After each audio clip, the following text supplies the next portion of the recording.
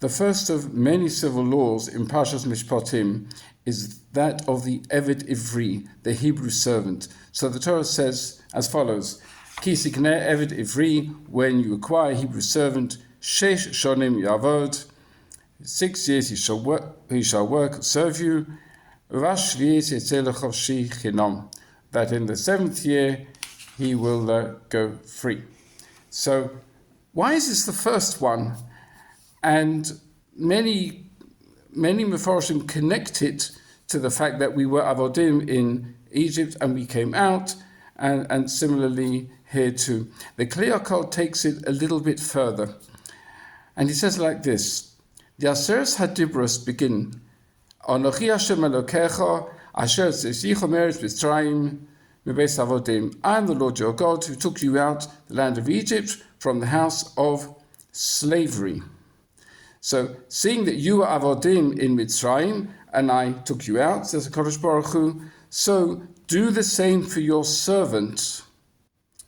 And you'd say, hang on a minute, isn't this the one who was sold as a servant because he stole? What is the connection? And indeed, Rashi explains that we're talking about the servant who stole and was therefore sold to be a servant because he stole. So the Kli Yakar says, well, you were also sold into slavery in Egypt because you stole. You stole Yosef. In other words, the brothers sold Yosef into slavery, and things followed from there, that they eventually ended up going to Egypt, and eventually the families were enslaved, and the rest of the story we know very well.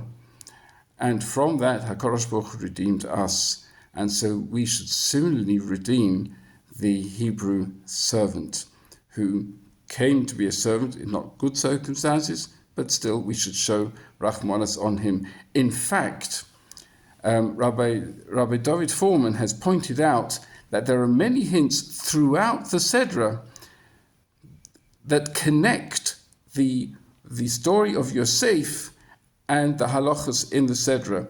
I just mentioned 3 of them. The obvious one is Eved Ivri. The term itself, Eved Ivri, is the term that Potiphar's wife used to describe Yosef, called him Eved Ivri, Lesachek Banu. And the Sarah Mashkim also to Paro used the term Eved Ivri to describe him, Nar Eved Ivri. You won't find the term anywhere else in the Torah except here. So that's one of the connections.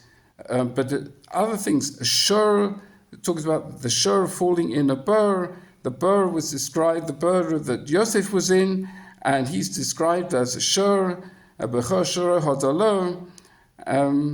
Even the word Oson is only used once elsewhere in the Torah. It's used in Yehuda describing what might happen to Binyamin if he doesn't take him home, Karov Oson, and also in this week's Sedra, when a woman is carrying a child and she's injured in the process of a fight, and if there's a Oson, the woman herself is lost.